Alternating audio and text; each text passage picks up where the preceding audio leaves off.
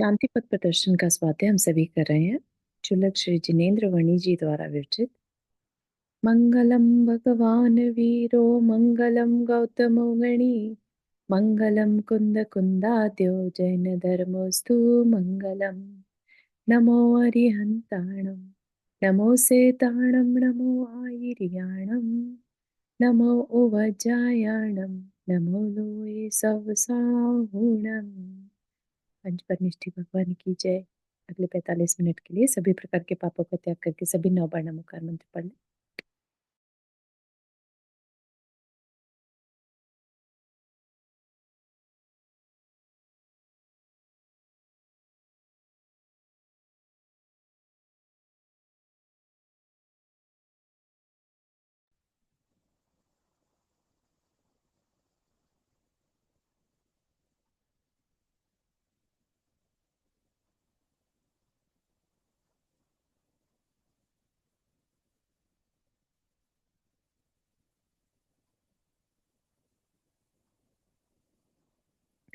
तो हमारे को एक नई चीज यहाँ पर सीखने को मिली थी शांति पथ प्रदर्शन में कि जो जीव है, जो चेतन तत्व कहते हैं, जिसे जीव तत्व कहते हैं, तो ये जो राग द्वेष वाले भाव हैं वो किसके हैं?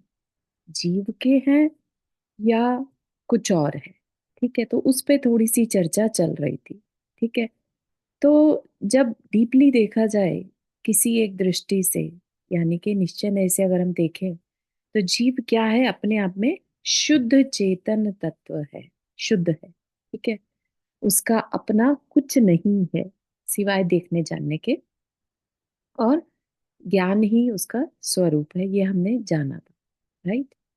तो फिर ये राग आदि किसके हैं? अगर हम देखें तो ये राग आदि कोई कुर्सी मेज तो करती नहीं है, करने वाला जीव है।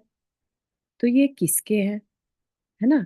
तो फिर डीपर जाकर पता चलता है कि हम ये जो राग आदि भाव है, ये एक मिली जुली अवस्था है। ठीक है, इसको हम जीव का भी नहीं कह सकते, है ना? तो इसके लिए थोड़ा सा लॉजिक दिए हैं, तो उसको समझते हैं क्या लॉजिक दिए हैं। ठीक है। राग आदिक भाव जिन जो होते हैं, राग आदि भाव जिनको कि साइंस की लैंग्वेज में भी वाइब्रेशंस कह सकते हैं। राइट। तो वो वाइब्रेशन कहिए, वो अपने आप में पार्टिकल्स है। ठीक है, रागादिक भाव जो है वो अपने आप में पार्टिकल्स हैं। ठीक है, तो इस वजह से क्योंकि वो पार्टिकल्स हैं, उनमें रूप रस गंध स्पर्श है, तो उनको जीव तो नहीं कह सकते। रागादिक भावों को जीव नहीं कह सकते। वो जीव के भले ही हो, लेकिन जीव नहीं कह सकते। ठीक है, तो रागादिक जो भाव है वो पाषाण की जाति वाले किन्हीं जड़ कर्मों की कोई अवस्थाएं हैं। तो कोई जड़ कर्म है, जड़ कर्म मतलब कर्म पार्टिकल्स है, जिनकी वजह से ये राग आदिक भाव अंदर में होते हैं, जिन्हें अपन संकल्प विकल्प भी कह सकते हैं। राइट। तो संकल्प विकल्प जब होते हैं तो वो अपने आप में क्या है? जड़ है। क्यों? क्योंकि वेव्स हैं। ठीक है ना? वेव फॉर्म जो होती है, वाइब्रेशन जो होती है, वैसा वो भाव है। ठीक है, तो इस वजह से क्योंकि उसे साइंस पकड़ पा रहा है, देख पा रहा है, तो उसको जड़ कर्म की कोई अवस्था कहा। ठीक। वे है तो चेतन की ही अवस्थाएं, परंतु इस व्याप्ति के कारण कारण में कार्य का उपचार करके इनको जड़ कर्मों को की कह दिया जाता है। मतलब कि इनको करने वाला तो चेतन, ठीक है ना, लेकिन चेतन करने वाला होते हुए भी क्योंकि इनकी जो क्वालिटीज हैं वो जड़ से मैच करती हैं, इसलिए इन्हें जड़ कर्मों की कह दिया जाता है। जिस दृष्टि में चेतन चेतन मात्र ही हो, उस दृष्टि में राग को चेतन का नहीं कहा जा सकता। दृष्टि मतलब जिस पर्सपेक्टिव से, जिस व्यू से, पॉइंट ऑफ व्यू से, यानी निश्चय नय से। राइट। निश्चय नय में चेतन जो है वो शुद्ध है। ठीक है, अब शुद्ध चेतन में राग जो कि चेतन की विकारी अवस्था का नाम है ना। तो इसलिए इस दृष्टि से राग को चेतन का नहीं कहा जा सकता। यह दृष्टि की विचित्रता है। ठीक है, ये इसी वजह से नयों को समझना बहुत जरूरी है कि हम बात जो कह रहे हैं वो किस नए से कह रहे हैं या किस दृष्टि से कह रहे हैं। ठीक है, नहीं तो अभी यहाँ पर झगड़ा हो सकता है ना। तो यह दृष्टि। जड़ बोले तो अपन उसको अजीब बोले, मतलब जड़ है तो उसको हाँ, अजीब हुआ मतलब। बिल्कुल। ओके। बिल्कुल। तो और थोड़ा सा एक्सप्लेन करें। वास्तव में राग आदिक कैसे हैं? चमगादड़वत है। चमगादड़ जैसे बैट पक्षी होता है ना, अब उसको बैट को पक्षी कहेंगे या जानवर कहेंगे, पशु कहेंगे। जिस प्रकार चमगादड़ चौपाया होने के कारण उसके चार पैर है, ठीक है, दो आगे दो पीछे। पशु तथा पंख होने के कारण पक्षी भी है।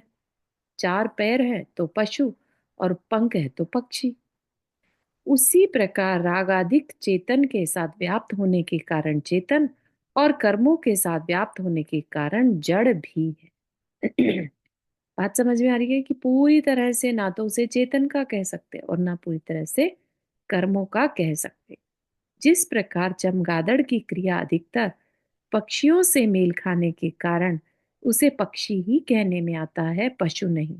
मोस्टली उड़ता है ना, अपना दीवारों पर और उसमें अपना घर बनाता है, राइट। तो उस अपेक्षा से उसे पक्षी ही कहने में आता है, पशु नहीं। उसी प्रकार राग आदि की अधिक व्याप्ति कर्मों के साथ होने के कारण इन्हें कर्मों का ही कहा जाता है, चेतन का नहीं। ठीक है, तो बस इस बात को आप क्लैरिटी के साथ रखें कि जो शुद्ध चेतन अवस्था है उसमें राग आदिक नहीं होते हैं। ठीक है, अगर राग आदिक हो रहे हैं इसका मतलब वो कर्मों के कारण राग आदिक हो रहे हैं। ठीक है ना। जब हम बात करते हैं दूध में पानी जैसी अवस्था बनती है जब तक कर्म आत्मा के साथ एकमेक है ना, उन्हीं कर्मों के कारण रागादिक भाव होते हैं, राइट। तो रागादिक भाव है तो कर्मों के, लेकिन उनका असर थ्रू चेतन दिखाई देता है। ठीक है, अगर चेतन नहीं हो तो रागादिक भाव के जो पार्टिकल्स है ना वो भी कुछ कर नहीं पाएंगे। ठीक है ना। तो कारण में कार्य तभी पॉसिबल है, अगर चेतन नहीं हो तो रागादिक भाव कुछ कर ही नहीं सकते, है ना। तो इस अपेक्षा से चेतन अपने आप में शुद्ध है और जो रागादिक भाव है वो कर्म के कारण है, कर्म की अवस्था है। ठीक है, कर्म का रूप है, किसी प्रकार के जड़ है। जिस खाते में जड़ व चेतन इन दो व्यक्तियों के ही हिसाब पड़े हो, तीसरा कोई हिसाब ही ना हो, वहां इस चमगादड़ राग को किसके हिसाब में डालें? मतलब कि अगर हमें इन दो में से चुनना पड़े, जड़ या चेतन, कि राग को जीव कहोगे कि अजीब कहोगे, राग है ना। तो कहा कि अगर दो ही ऑप्शन हो तब तो शुद्ध चेतन तो क्या है, जीव है, और जड़ चेत कर्म अजीव है। अशुद्ध चेतन नाम की कोई चीज ही नहीं बताई, दो ही चीज बता दी, शुद्ध चेतन और जड़ कर्म। अगर इन दो में से हमें राग को डालना हो किसमें, तो आपके पास अशुद्ध चेतन वाली कोई अवस्था ही अगर ना हो, राइट, तो कहाँ रखेंगे? तो कहा जिसके साथ अधिक मित्रता है उसके ही नाम लिखा जाना उचित है। अधिक मित्रता मतलब जिसके साथ ज्यादातर क्वालिटीज मिलती हैं। जैसे अभी चमगादड़ के बारे में कहा, भले ही चार पाए वाला है लेकिन क्योंकि पक्षी की तरह उड़ता है, घोंसला बनाता है, राइट, मोस्टली उसकी जो हरकतें हैं वो पक्षियों जैसी हैं, इसलिए उसे पक्षी में बोला जाता है। ऐसे ही राग आदि को जड़ कर्मों के हिसाब में ही लिखा जा सकता है, चेतन के हिसाब में नहीं, है ना। कुछ भी कह लीजिए, राग आदि से भले ही चेतन इम्पैक्ट होता है लेकिन उसको राग आदि भावों को चेतन नहीं कहा जा सकता। ठीक है, यहाँ तक बात समझ में आ रही है? हमें अपनी पहचान कराई जा रही है कि हम जो हैं, हम कौन हैं। क्या हम शुद्ध चेतन हैं या फिलहाल हम अशुद्ध चेतन हैं? ठीक है, अगर आपको अशुद्ध चेतन का ऑप्शन ही ना दिया जाए, राइट, तब हम बहुत सारा कंफ्यूजन क्रिएट हो सकता है ना। तब हम हर टाइम अपने आप को शुद्ध चेतन शुद्ध चेतन शुद्ध चेतन करते रहे और कर्म अपना काम फिर भी करते जा रहे हैं, फिर भी हम राग आदि कर रहे हैं, है ना। तो फिर हम कंफ्यूज हो जाएंगे। तो इसके लिए दूसरी दृष्टि दी कि हम अशुद्ध चेतन से ऑपरेट करते हैं, वो भी एक दृष्टि है। ठीक है। भले ही पाषाणवत अथवा उपर्युक्त शरीरोवत जड़ न कहें आप। ठीक है। पाषाणवत या शरीरवत मतलब राग आदि का कोई शरीर नहीं है ना। जैसे कि हमने बाकी चीजें देखी थी, क्या देखा था कि षटकाय के जीव है ना, स्थावर और त्रस, राइट, सबके पास शरीर है। ठीक है। लेकिन जो राग आदिक भाव है उनके पास शरीर नहीं है। ठीक है। तो पाषाणवत शरीरोवत जड़ न कहें आप, परंतु चेतन भी नहीं कह सकते ना। तो वो पाषाण की तरह ठोस है, राइट। और ऐसा कुछ भी नहीं है कि उनके मृत शरीरों के जीव बॉडी है वो, कुछ ऐसा भी नहीं है ना। लेकिन वो चेतन के भी नहीं है आप इन्हें, क्योंकि यदि ऐसा होता तो मुक्त हो जाने के पश्चात भी ज्ञान व शांति आदि की भांति जीव में इनकी सत्ता दिखाई देनी चाहिए थी। ज्ञान जो है वो जीव के साथ जाता है, जो शुद्ध अवस्था है उसमें शांति भी होती है ना। तो वो तो दिखाई देता है जीव के साथ, एक बार मुक्त हो जाए जीव तो, राइट। लेकिन राग आदि नहीं दिखाई देते। ठीक है ना।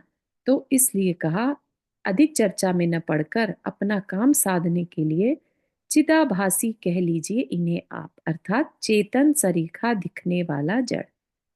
ठीक है। चेतन सरीखा मतलब चेतन जैसा, है ना, लेकिन है कैसे, जड़। ठीक है। खुद का कोई भी अस्तित्व सच अलग से नहीं है। ठीक है ना। चेतन है तो ये दिखते हैं, काम करने वाले हैं, इसलिए क्या कह दिया, चेतन सरीखा दिखने वाला जड़। और इसीलिए जिस प्रकार बाह्य जगत के पृथ्वी से लेकर मनुष्य पर्यंत तक के सकल त्रस्थावर शरीर अजीव तत्व में गर्भित है, उसी प्रकार आभ्यंतर जगत के इंद्रिय मन बुद्धि वासनाएं आदि भी अजीव तत्व में ही गिनी जाने योग्य है, जीव तत्व में नहीं। क्या कहा कि जितने भी शरीर है, चाहे वो मनुष्य का हो, चाहे वो पशु पक्षी का हो, है ना, तिर्यंच का, पेड़ों का, पृथ्वी का, एक अग्नि का एक हो, देव हो, है ना, सबके शरीर कैसे हैं, अजीव तत्व से बने हैं। ठीक है। उसी प्रकार जो आभ्यंतर जगत है, यानी अंतरंग में सबके अंदर क्या है, इंद्रियां, मन बुद्धि वासनाएं, है ना, जो संस्कार है, आदतें हैं, राग द्वेष है, ये भी क्या है, अजीव तत्व में ही गिनी जाने योग्य है, जीव तत्व में नहीं, है ना। भले इनके पास बॉडी नहीं है, लेकिन ठीक है। तो दो तरह के जड़ हो गए, एक तो जो शरीर रूपी जड़ है, राइट, जो शरीर है, और एक उसके अलावा जो कुछ भी बचा वो भी अजीब है। ठीक है। अब बात चलती है शरीर की। इस इसके प्रकार अलावा जो भी बचा मतलब। मतलब जो शरीर नहीं है, आज अच्छा। की डेट में आप कुछ भी देखेंगे हाँ वो क्या है, वो इन जो षटकाय के जीव है उन्हीं के मृत शरीर हैं। जैसे कि आप कोई कपड़ा देखते हैं, वो क्या है, हाँ। राइट, कॉटन से बना हुआ है या बना हुआ जिस, है हाँ। है ना, हाँ तो मृत जैसे शरीर हो गया उनका। पहाड़ है, पत्थर से बन पत्थर है। हाँ, वो हाँ, शरीर है किसी न शरीर है, अच्छा। किसी, है ना। तो वो तो सब बाह्य जगत हो गया, हम्म, राइट। और जो अंतरंग जगत है जो कि दिखाई नहीं दे रहा है, हम्म, राइट, तो वह सब भी अजीव तत्व में ही गिने जाने योग्य है, ऐसा कह। ठीक है। तो अजीव का जो क्राइटेरिया हो गया, बिगर हो गया कंपेयर टू जीव। ठीक है। जीव अपने आप में इंडिविजुअल है, और जितना भी बाह्य जगत है और जितना भी अंतरंग जगत है वो सब क्या है, अजीव। ठीक है। ये कहना चाह रहे हैं। तो अंतरंग में हमारी इंद्रियां, मन, है ना, हमारे थॉट्स, विचार, सब कुछ क्या आ जाएगा, अजीव तत्व में गिने जाने योग्य है। ठीक है। शरीर, अभी तक बात कर रहे थे हम अंतरंग जगत की। अब शरीर, जिस प्रकार अनेक परमाणुओं का प्रचय अथवा पिंड होने के कारण बाहर का यह शरीर कहलाता है काय। ठीक है। उसको क्या का नाम दिया, काय। इसीलिए हम वनस्पति काय, है ना, वायु काय, काय मतलब शरीर। उसी प्रकार अनेक विध सूक्ष्म संकल्प विकल्पों आदि का पिंड होने के कारण अभ्यंतर का यह विस्तार भी कहलाता है काय। ठीक है। जब बाहर का यह शरीर काय कहलाता है, क्योंकि वह किसी चीज का तो पिंड है ना। किस चीज का पिंड है, परमाणुओं का पिंड है। राइट। तो ऐसे ही जो हमारे अंदर के संकल्प विकल्प है, वो भी क्योंकि किसी न किसी परमाणु से बने हैं। कार्बन वर्गनाएं भी क्या है, परमाणुओं से ही तो बनी है, परमाणुओं का ही एक रूप है। राइट। 23 प्रकार की वर्गनाएं होती हैं। उसी में ही शरीर की वर्गनाएं आहारक कहलाती है।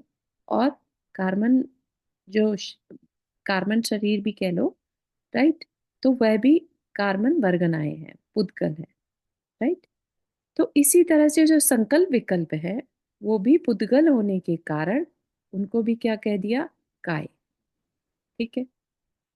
अथवा जिस प्रकार हाथ पांव आदि अनेक अवयवों का संघात होने के कारण यह कहलाता है पिंड, उसी प्रकार मन बुद्धि आदि अवयवों का संघात होने के कारण अभ्यंतर जगत भी कहलाता है पिंड। ठीक है। तो यहाँ पर जो बात रखी जा रही है, वो वो क्या रखी जा रही है कि बाह्य जगत भी पिंड है और अंतरंग जगत भी पिंड है। ठीक है। अभी सिर्फ नाम दिया जा रहा है।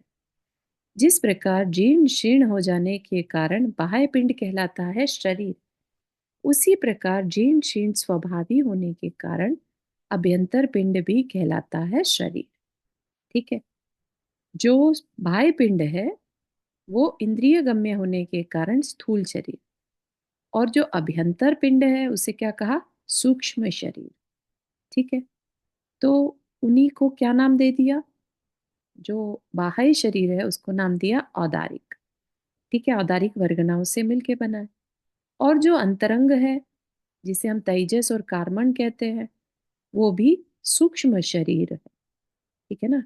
तो ये बात कहना चाह रहे थे कि हम सब जो है 3 प्रकार के शरीर को धारण करते हैं।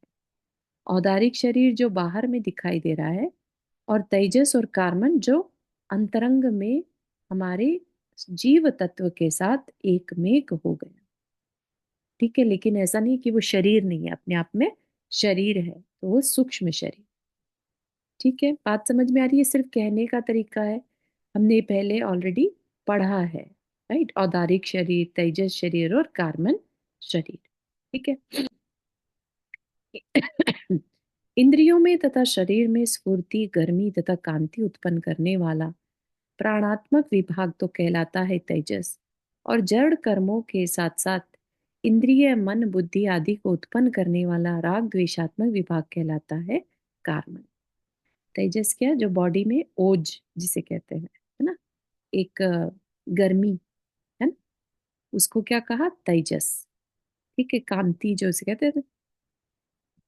और जड़ कर्मों के साथ साथ इंद्रिय मन बुद्धि आदि जिसके कारण राग द्वेष होते हैं, वह सब क्या है, कार्बन शरीर। ठीक है।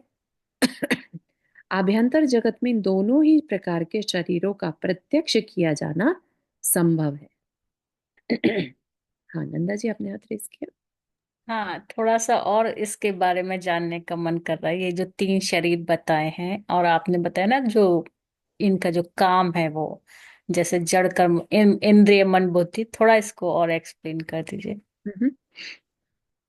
देखो, हम सबको मालूम है कि हम जीव हैं, साथ ही साथ हम, हमारे सबके पास एक शरीर है। ठीक है ना। और शरीर के साथ साथ अंतरंग में हमारे, हम सबके अंदर इच्छाएं भी उत्पन्न होती हैं, संकल्प विकल्प होते हैं, राग द्वेष होते हैं। राइट। ये सब क्या है? विचार है। राइट। इनको भी साइंस पकड़ता है। राइट। इसको इनको कैसे पकड़ता है? वाइब्रेशंस के थ्रू। ठीक है ना? तो क्योंकि ये भी अपने आप में जड़ है, तो ये किस तरह का जड़ शरीर है? ये कार्बन शरीर है। कौन सा शरीर कार्बन शरीर है? जो हमारी इंद्रियां, मन, बुद्धि, है ना, वासनाएं, राग, द्वेष, ये सब कुछ किसके अंतर में आ जाता है? कार्बन। तो इसका मतलब ये कि आपने जैसे शरीर कह दिया इसको, हाँ। तो इसका घटना बढ़ना कैसे होता है?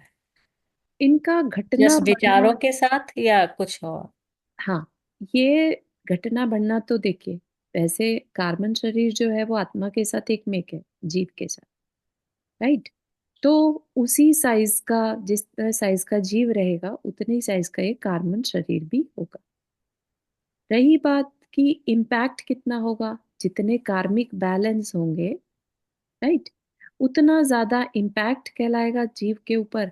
और जितने कम पार्टिकल्स बचेंगे कार्बन के, तो उतना कम इम्पैक्ट होगा। जैसे कि अपने आ, केवली भगवान है ना, उनके पास 4 प्रकार के घातिया कर्म अब नहीं रहे, उन्होंने उसका क्षय कर दिया। राइट। तो उनका कार्बन शरीर हम कह सकते हैं रिड्यूस हो गया। खत्म नहीं होता? खत्म होगा तब जब बाकी के 4 कर्म भी, अघातीय कर्म भी बचे हैं उनके पास। राइट। तो तो सिद्ध फिर अवस्था हमारा में वो खत्म होगा? कार्बन शरीर खत्म हो जाता तो जब हम एक नया शरीर लेते हैं या जन्म लेते हैं, तो उस समय भी कार्बन शरीर पहले का चलता है, कैरी है। ऑन, या नया ही बनता है? कैरी ऑन होता है। कैरी। अनंत काल से ये तीनों साथ में चलते हैं। हम्म। ठीक है, जीव के साथ तेजस और कार्बन चलता है। ठीक है। हम्म। तो और जितना भी हाँ, थैंक कार्मिक यू। बैलेंस है वो इसके साथ हमारे साथ आगे जाता है। इसलिए कहते हैं ना, आत्मा पे संस्कार पड़ जाते हैं। तो ये संस्कार कहीं और नहीं, कार्बन शरीर जो है वो साथ जा रहा है उसमें पड़ते हैं। ठीक है, वैसे ही। रिकॉर्ड हो रहे हैं मतलब? हाँ, रिकॉर्ड हो रहा है। कर्म बंद के साथ साथ बंद हो रहा है ना। हम्म। ठीक है, बॉन्डिंग। तो क्या करना चाहिए कि मतलब आत्मा के साथ, और या मतलब कार्बन शरीर को अच्छा बना सके, कि अच्छे ही संस्कार आगे जाएं और हाँ। ये गलत संस्कार को काट सके? हाँ, तो तप है उसका वो, या कुछ और भी है? नहीं, उसके लिए दो ही चीजें बताइए। एक तो ये कि पाप से बचना। ठीक है। हम्म। हम अभी काम ऐसा तो कर नहीं सकते, हम कोई भी काम ना करें और कर्म ना करें और बैठ जाए एक जगह पर। राइट। हमें कुछ ना कुछ करना है। अब कुछ ना कुछ करना है तो पता चला कि हम किसी को मारने में लग गए या किसी को बचाने में लग गए। राइट। तो हमें चॉइस करनी पड़ेगी, क्या हमें मारने में लगना है कि हमें बचाने में लगना है। राइट। तो इसी को क्या कहा? इसी को कहा पाप से बचना और पुण्य में लगना। मतलब कि चॉइस करना। ठीक है ना? पास्ट में जो बांध लिए सो बांध लिए, लेकिन अब जो भी करना वो चूज करना कि तुम्हें पाप चाहिए कि पुण्य चाहिए। ठीक है। और इस तेजस शरीर को कैसे बढ़ा सकते हैं और मतलब स्ट्रॉन्ग कर सकते हैं? तेजस शरीर के बारे में नहीं, तेजस शरीर से हमें कोई ज्यादा मैटर नहीं है। ये तो सिर्फ शरीर की एक गर्मी है ना। जब तक जीव जी रहा होता है तब तक उसकी बॉडी गर्म होती है। राइट। जैसे ही वो जीव चला जाता है बॉडी ठंडी पड़ जाती है। तो इसका ऐसा सच काम और कोई नहीं है। खाने में, भोजन में, डाइजेशन में काम आएगा। इसके अपने अपने काम जो भी रहते हैं, लेकिन इससे हमें ज्यादा मैटर नहीं करता। राइट। जो हमें प्रॉब्लम देता है वो है कार्बन शरीर, जो हमें संसार में अटकाए रहे। ठीक है। जैसे अभी आपने कहा कि ये तेजस शरीर डाइजेशन और बॉडी को उसमें हेल्प करता है, हाँ। तो सारी अगर कुछ बीमारियां होती हैं तो वो तो उसी डाइजेशन और इंडाइजेशन की वजह से ही होती हैं। तो क्या हाँ। इसका भी रोल होता होगा फिर? तेजस शरीर का रोल होता है। तेजस शरीर का देखना पड़ेगा कि घटता बढ़ता तो कभी सुना है नहीं, है ना।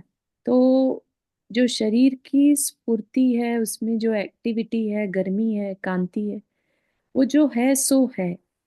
लेकिन उसमें घटत बढ़त कभी ऐसा जानने में नहीं आया। तो इसको देखा जा सकता है ना, कि क्या इसमें भी घटी बढ़ी होती है अपने कर्मों के हिसाब से, है ना। हाँ, क्योंकि जैसे एक होते हैं मुनिराजों की चर्या, एक होती है आम आदमी की चर्या, और हाँ आम हाँ। आदमी भी दो तरह के लोग होते हैं।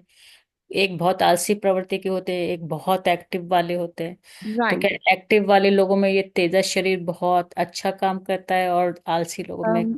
नहीं, वो जो एक्टिविटी ज्यादा करना कम करना वो है वीर्य, ठीक है ना, अच्छा अच्छा। आत्मा की शक्ति, है ना। जिनकी जितनी होती है वो उतने अवेयर होंगे अपने काम के लिए, ठीक है। तो वो अलग चीज हो गई, एक्टिविटी होना, एक्टिव होना, वो अलग चीज है। चेहरे पे इवन कांति ज्यादा आना, वो भी अलग चीज। तो ये जो तेजस शरीर है, ये बस रहता है, और इसके बारे में और ज्यादा पढ़ा जा सकता है, लेकिन कभी सुनने में नहीं आया कि ये क्या घटता बढ़ता है क्या, ठीक है हम्म। और एक बार जैसे ये दीपायन मुनि का वो सॉरी। पुतला निकला था, तो वो पुतला क्या तेजस शरीर के दो भाग होते हैं क्या था मैं? हाँ, वो अलग चीज होती है, आहारक शरीर बोलते हैं उसे। बड़े बड़े तपस्वी जो मुनि रहते हैं, उनके अंदर से दो तरह के पुतले निकल सकते हैं। तेजस शरीर में ही उसको कहा जाता है, कहने में आ जाता है, लेकिन ये वो तेजस शरीर नहीं है। अच्छा। ये तेज सिर्फ ओज या गर्मी को लेकर है, ठीक है। हम्म। जो दीपायन मुनि के शरीर से निकला था, तेजस पुतला जिसे कहते हैं, वो अलग चीज है, ठीक है। वो रिद्धि से ही, तपस्या के बल से ही मिल सकता है, ठीक है। बहुत अच्छा। Thank you. चलिए। स्थूल हो अथवा सूक्ष्म, दोनों ही शरीर शीर्ण स्वभावी है। स्थूल हो यानी औदारिक शरीर, और सूक्ष्म जो तेजस और कार्बन, है ना, का शीर्ण स्वभावी है। दोनों ही नष्ट होने वाले हैं। विशेषता है केवल इतनी कि पहला तो क्षीण हो जाता है केवल एक भाव में, यानी औदारिक शरीर, जो बाहर में हमें शरीर दिखाई दे रहा है, स्किन है हमारी, है ना, हड्डियां, मांस, ये सब क्या है, ये बाह्य शरीर है, औदारिक शरीर। तो ये तो खत्म हो जाता है एक ही भव में। और दूसरा होता है अनंतो भवों में, है ना। अनादिकाल से ये तेजस और कार्बन साथ चलते हैं। मृत्यु के समय स्थूल शरीर तो अपना त्याग पत्र देकर महाप्रभु जीव तत्व से अलग हो जाता है, परंतु यह सूक्ष्म शरीर एक सच्चे मित्र की भांति भव भवांतरों में भी अपनी सेवा से निवृत्त नहीं होता। जब जब जहां जहां जिस जिस भव में भी चेतन भगवान जाने की इच्छा करते हैं, यह तुरंत उनको वहां पहुंचाने का प्रबंध कर देता है। ना ही नहीं, स्वयं भी उनके साथ जाकर उनकी वासना के अनुसार उनके रहने के लिए तुरंत एक नया भवन बनाकर खड़ा कर देता है, ताकि वहां परदेश में किसी प्रकार का कष्ट न होने पावे उन्हें, ठीक है। जो सूक्ष्म शरीर है, कहने की बात यह है कि कार्बन के कारण ही कर्म बंध रहे हैं, उसकी वजह से ही हमें नया शरीर डिसाइड होता है कि हमने कौन सी आयु बांध ली, उसमें हमें कहाँ जाना है, कैसा शरीर मिलेगा, ये सब कौन डिसाइड कर रहा है, कार्बन शरीर, ठीक है ना। तो ये हमें आगे का अगला भाव बनाने में हेल्प करता है। एक तो शरीर खत्म हो गया यहीं पर, लेकिन ये कार्बन शरीर जो है, ये भवों भवों तक जीव के साथ नए नए शरीरों का निर्माण करता है, ठीक है। इस विश्वकर्मा का काम है। उस समय तक जब तक इसका स्वामी यह जीव राजा स्वयं अपने स्वामित्व को समझकर इसके चंगुल से बाहर नहीं निकल जाता, उसी समय पता चलता है उसे कि यह वास्तव में उसका मित्र था या मीठा शत्रु। अगर हम देखें तो हम अच्छा मान सकते हैं, अरे कार्बन के कारण ही हमें शरीर मिलता है, इसके कारण हम जीवित है ना। लेकिन अगर दूसरी नजर से देखें तो इसके कारण हम अनंत काल से भटक रहे हैं, ठीक है ना। तो अब इसको मित्र मानेंगे कि मीठा शत्रु। यदि पारमार्थिक मित्र होता तो प्रथम क्षण में ही सारे रहस्य का उद्घाटन करके वह इसे भव भ्रमण से बचा लेता, ठीक है। इस प्रकार बाह्य और अभ्यंतर का यह सकल विस्तार अजीव है, जड़ है अथवा चिदाभासी है। ठीक है, बहुत इंटरेस्टिंग जानकारी है ये। शायद ही कभी हमने इस नजर से धर्म को पढ़ा होगा, है ना। आगे चले, यहाँ तक के किसी को कुछ पूछना।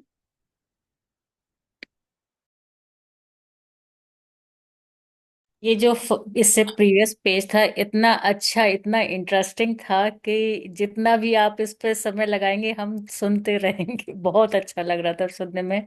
और इस तरह से कि ये शरीर मतलब शत्रु है या मित्र है, बहुत ही इंटरेस्टिंग है ये तो हाँ, भाई। इसी इसी को ही आगे कंटिन्यू कर रहे हैं एक्चुअली। बहुत ही इंटरेस्टिंग डिस्कशन आगे भी चलेगा ये। ठीक है, तो बात किसकी करेंगे अभी?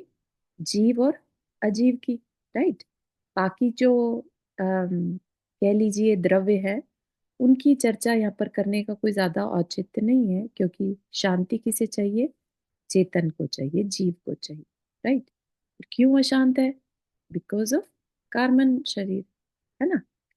तो शांति पथ के अंतर्गत श्रद्धा के विषयभूत 7 तत्वों में से जीव अजीव नाम वाले प्रथम 2 प्रधान तत्वों की बात चलती है। दोनों तत्वों का रहस्यात्मक परिचय पा लेने के उपरांत कुछ प्रश्न स्वतः समक्ष आकर खड़े हो जाते हैं। कौन से प्रश्न? पहला प्रश्न तो यह है कि इस बाह्य अभ्यंतर अनंत विस्तार में मैं इन दोनों तत्वों के यथार्थ दर्शन कैसे करूं? यह सब कुछ वैसा ही है जैसा कि दिखाई दे रहा है, या कुछ और? अर्थात क्या यह सत्य है, या है उन दोनों महातत्वों का कोई स्वांग, जो कि उन दोनों ने परस्पर में मिलकर मुझे ठगने के लिए धारण किया है, अर्थात सद सत विवेक। ठीक है, कि सच्चाई क्या है, बेसिकली ये सब क्या चल रहा है।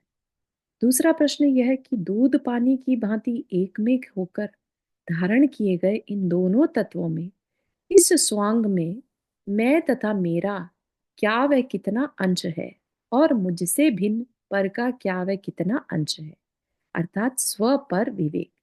यानी स्व कितना और पर कितना है। समझ रहे हैं बात? यहाँ पर क्या प्रश्न हो रहा है? पहले में तो कहा कि सच्चाई क्या है, अस्तित्व क्या है, ठीक है। और दूसरे में क्या कहा कि जो दूध और पानी की भांति एक में हो गए, दूध और पानी, उसमें हमें कैसे पता चले दूध कितना परसेंटेज और पानी कितना परसेंटेज, यानी कि मैं कितना और पर कितना। ठीक है। तीसरा प्रश्न यह है, अभी सबका जवाब करते जाएंगे, प्रश्न कर रहे हैं अभी। तीसरा प्रश्न यह है कि अति महिमावंत तथा स्वतंत्र चेतन तत्व होते हुए भी मैं इस जड़ या अजीव तत्व के अधीन कैसे बन बैठा? हजार प्रयत्न करने पर भी इसके चुंगल से छुटकारा संभव नहीं हो पा रहा है ना। बहुत अच्छे अच्छे क्वेश्चन है। हो सकता है हमने कभी ना सोचे हो, लेकिन वर्णी जी जो है वो सामने वाले की सोच को ध्यान में रखकर ये बात बता रहे हैं। चौथा प्रश्न यह है कि वह कौन सी विधि है जिससे कि इस जगत में रहते हुए भी मैं प्रपंच का स्पर्श न करते हुए केवल इसका दृष्टा बना रहूं। ठीक है, प्रोसेस पूछ रहे हैं। पांचवा प्रश्न यह है कि ये दोनों तत्व कौन से दोनों तत्व, जीव और अजीव, किस प्रकार परस्पर में मिलकर बाह्य अभ्यंतर प्रपंच रूप इस अखिल विश्व की तर्कातीत कार्य व्यवस्था का संचालन कर रहे हैं, अर्थात कारण कार्य व्यवस्था। कि जो पूरा विश्व है ये इस जीव और अजीव के प्रपंच से चल रहा है, तो कैसे चल रहा है? अब लीजिए क्रम से एक एक प्रश्न पर विचार करते हैं। सद सत, सद सत विवेक। पहला प्रश्न है, सत्य क्या है और असत्य क्या है ना। यह बताने की आवश्यकता नहीं कि जो कुछ भी बाहर में अथवा भीतर में दिखाई दे रहा है वह सब असत है, सत्य नहीं। बड़ी विचित्र बात सुन रहे हैं। आंखों से प्रत्यक्ष दिख रहा है और कह रहे हैं असत, है ना। नित्य प्रयोगों में ला रहा हूं और कह रहे हैं असत। कोई स्वप्न थोड़े ही देख रहा हूं कि असत समझ लो इसे। ठीक है, क्या कहा? जो कुछ भी बाहर में दिख रहा है वो सब क्या है? असत है। कितने लोग इस चीज को मानने के लिए रेडी हैं कि जो दिख रहा है वो असत है?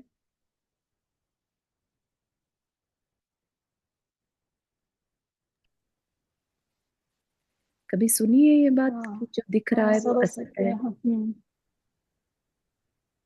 हाँ सब तो अब कभी मान सकते हैं, कुछ भी पहले नहीं सच मान नहीं है ना सकते इसमें। थे। नहीं, असत्य है तो सत्य क्या है?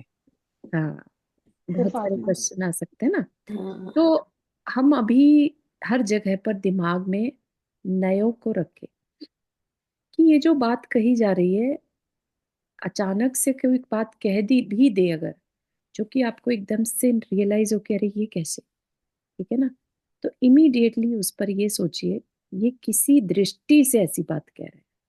ठीक है, तो कह सकते हैं इसमें क्या है, अगर वो किसी एक दृष्टि से कह रहे हैं तो कह सकते हैं, ऐसा नहीं है कि सर्वथा असत्य है। ठीक है, देखो, आपके शरीर पर चुटकी भरता हूं, कुछ पीड़ा होती है कि नहीं? फिर असत कैसे समझ लो इसे? ठीक है भाई, तेरी शंकाएं बिल्कुल उचित है, व्यवहारिक दृष्टि से, यानी व्यवहार नए की दृष्टि से, व्यवहार नए की दृष्टि से देखने पर तो ऐसा ही है, यानी जो दिख रहा है वो सत्य है। किस दृष्टि से? व्यवहारिक दृष्टि से। परंतु मैं जिस पारमार्थिक दृष्टि की बात कर रहा हूं, जिस तात्विक दृष्टि यानी निश्चय नय की बात कर रहा हूं, उससे देखने पर यह सर्वथा असत्य ही है। आ गया आंसर? ठीक है, बिना दृष्टि को समझे, बिना दृष्टि को ध्यान में रखे हम झगड़ना शुरू कर सकते हैं, या हम कह देंगे फालतू की बातें हैं, शास्त्र गलत है, ये हमें नहीं पढ़ना है शास्त्र, है ना। कितनी जल्दी हम डिस्कार्ड कर देते हैं, क्योंकि हमारी छोटी बुद्धि जो है, हमारी प्रैक्टिस नहीं होने से हम इमीडिएटली उस चीज को डिस्कार्ड कर देते हैं जिसको कि हमने आज तक समझा नहीं था। ठीक है, देख, सत्य किसे कहते हैं? सत्य मतलब सच, सत्ता, है ना, जिसका कुछ अस्तित्व हो, जिसकी अपनी कोई मौलिक या पारमार्थिक स्वतंत्र सत्ता हो। हल्दी तथा चूने के संयोग से उत्पन्न होने वाले लाल रंग की क्या अपनी कोई स्वतंत्र सत्ता है? कभी आप हल्दी और चूने को मिलाइएगा तो एक पिंकिश सा कलर आ जाता है। ठीक है, अब जो ये पिंक कलर आ गया, अब उसे क्या कहेंगे? क्या इसकी अपनी कोई स्वतंत्र सत्ता है? मतलब कि इसका एग्जिस्टेंस किस कारण से हुआ? हल्दी और चूने के मिक्सचर से हुआ। ठीक है, तो जब मिक्सचर से कोई चीज बनती है, यानी वो डिपेंडेंट है हल्दी और चूने पर। ठीक है, तो उसको हम स्वतंत्र सत्ता नहीं कह सकते। ठीक है, तो अब ये पिंक कलर या लाल कलर कहाँ से आ गया? ठीक है ना, तो उस अपेक्षा से, क्योंकि इसकी स्वतंत्र सत्ता नहीं है, उस अपेक्षा से इसको क्या कह दिया? असत। ठीक है, तो बस यही वह दृष्टि है, यही वह पर्सपेक्टिव है जिससे देखने पर अखिल प्रपंच असत होकर रह जाता है, संयोग दिखने लगेंगे। ठीक है ना, हल्दी और चूने के संयोग से उत्पन्न लाल रंग की भांति बाह्य अभ्यंतर यह सकल विस्तार भी वास्तव में मौलिक सत्ताभूत कुछ न होकर उनके संयोग से उत्पन्न होने वाली पर्याय है। ठीक है, जो जो कुछ भी दिख रहा है वो सब पर्याय है, कोई द्रव्य पर्याय है, कोई भाव पर्याय है। ठीक है ना, और पर्याय कैसे हुई? जीव और अजीव के मिलने से। जब संयोग से कोई चीज हो रही है तो क्या उसको अपनी स्वतंत्र सत्ता कह सकते हैं? नहीं कह सकते। ठीक है, तो उस अपेक्षा से कह दिया कि इसका अपना कोई अस्तित्व नहीं है। ठीक है ना, पर्यायों का कोई अस्तित्व नहीं है, पर्याय नष्ट होने वाली है। ठीक है ना, बाह्य जगत के मृत शरीर या जड़ द्रव्य क्या है? केवल परमाणुओं के पिंड, और जीवित शरीर है जीवात्मा सहित परमाणुओं के पिंड। ठीक है ना, परमाणुओं के पिंड है जो जीवित है, अभी उनके साथ जीवात्मा सहित परमाणुओं के पिंड, जो मर गए हैं उनके साथ जीवात्मा रहित है। इसी प्रकार अभ्यंतर जगत के बौद्धिक ज्ञान तथा मानसिक राग द्वेष ज्ञान के साथ ज्ञेय का संयोग हो जाने के कारण उत्पन्न होने वाले भावात्मक पिंड। ठीक है। यहाँ तक के किसी को कुछ प्रश्न?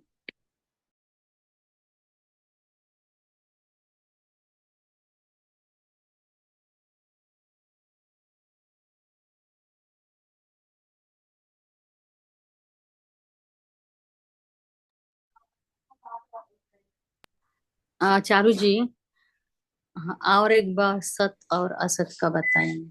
हाँ, टेक योर टाइम, इसमें अपने को जल्दी नहीं करना है कुछ भी। ठीक है। तो यहाँ पर असत्य किसे कह रहे हैं? जैसे कि अभी चूने का एग्जाम्पल लिया, हल्दी सत्य है, हल्दी का अपना अस्तित्व है। चूना उसका अपना अस्तित्व है, वो सत्य है। ठीक है। जिसकी इंडिविजुअल सत्ता हो वो सत्य है। ठीक। अब इन दोनों को मिला दिया हमने, हल्दी और चूने को, तो कुछ लाल रंग का पाउडर बन गया। ना तो वो हल्दी है, ना वो चूना रहा। ठीक है ना। अब हाँ, उससे क्या कहेंगे, क्या वो सत्य है या असत्य है? अपनी उसकी कोई आइडेंटिटी नहीं रही। राइट। ना तो वो हल्दी रही, ना वो चूना रहा। दोनों के मिक्सचर से जो बना वो, क्योंकि उसकी स्वतंत्र सत्ता नहीं है, उसको असत का। ओके, ठीक है। जैसे आत्मा एंड शरीर मिल गया तो हाँ, आत्मा और पुद्गल मिलकर जो हम्म दिख रहा है वो हम्म, सब असत है। असत है। ओके ठीक है ना। ओके, अगर हमें सब जगह जीव दिखने लग जाए तो हम कह सकते हैं सत्य है।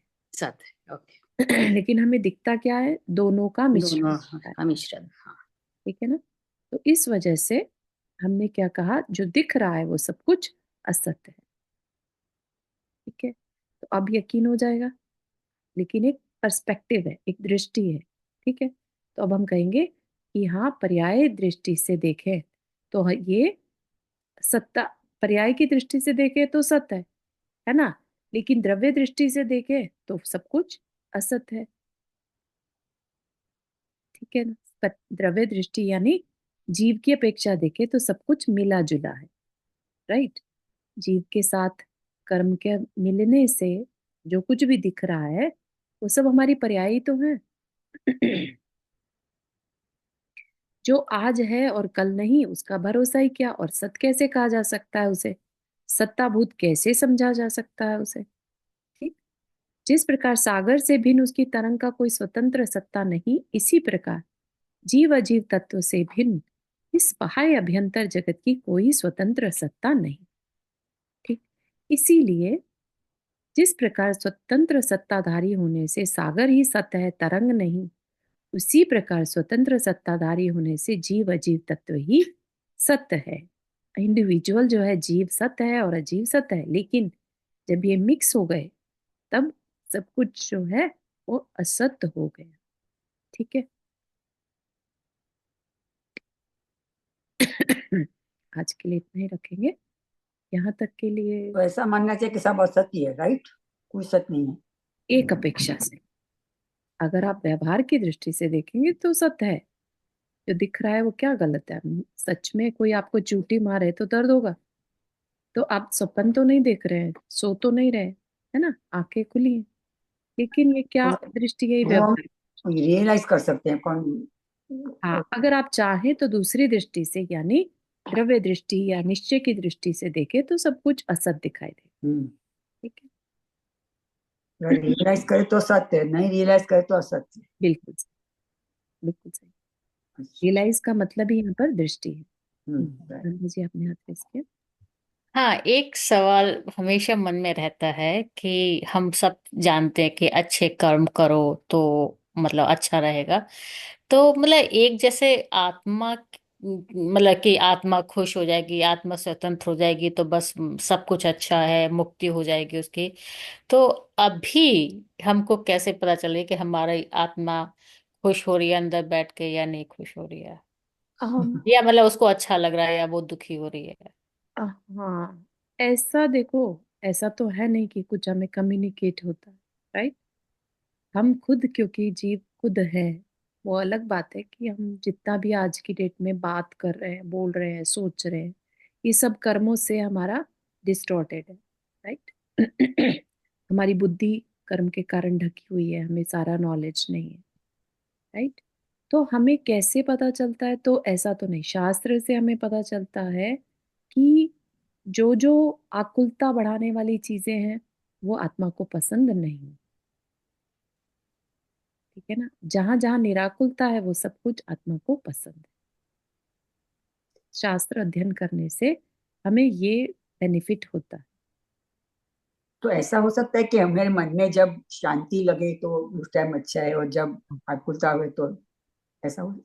हाँ, लेकिन आप ये सोचिए कि अगर किसी को मर्डर करके शांति मिलने लगे तो ऐसा तो नहीं हो सकता है। तो वो परिभाषा अधूरी हो जाएगी कि अगर मन को शांति लग रही है तो क्या वह वाकई में शांति है बाकी टेम्पररी। ना? हाँ, तो क्या हम मैं एक चीज शेयर कर सकती हूँ? जी तो जो अभी कुसुम आंटी ने पूछा ना, उसके लिए मैं बोल रही थी कि पोल्यूशन में लाइक 10 उपवास करते हैं, रस पूरा छोड़ के पारना वारना करने के बाद लगता है आत्मा तृप्त हो गई, तो वो शांति शांति गिन सकते हैं कि नहीं?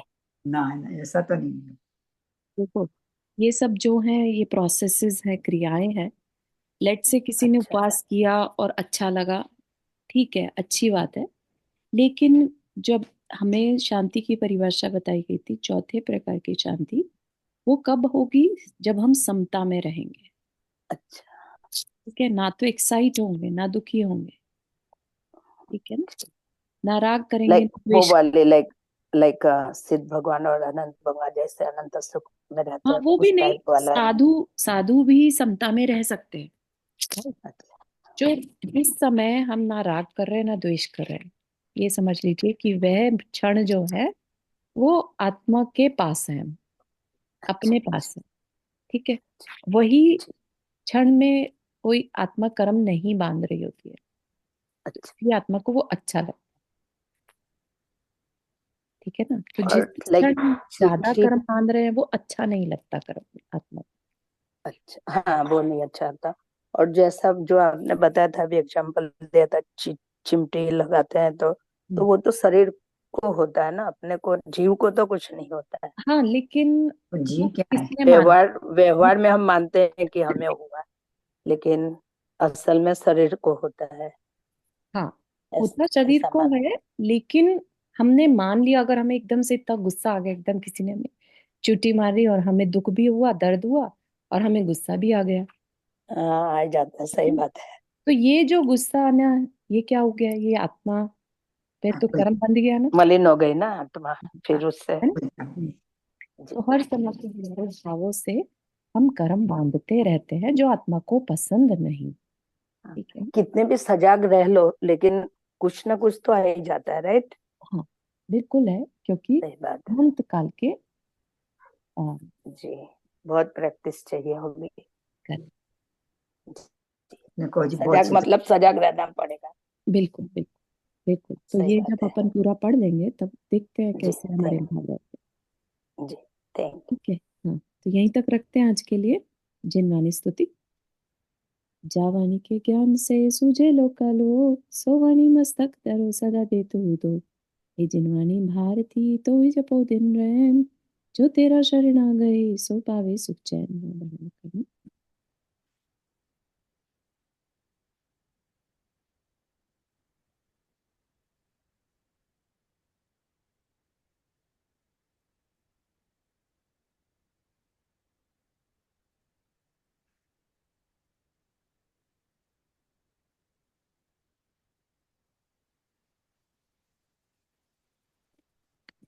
सभी को जय जिनेन्द्र। जय जिनेन्द्र। जिनेंद्र। जय जिनेन्द्र सभी को। जय जिनेन्द्र। जय जिनेन्द्र सभी जय को। जिनेन्द्र।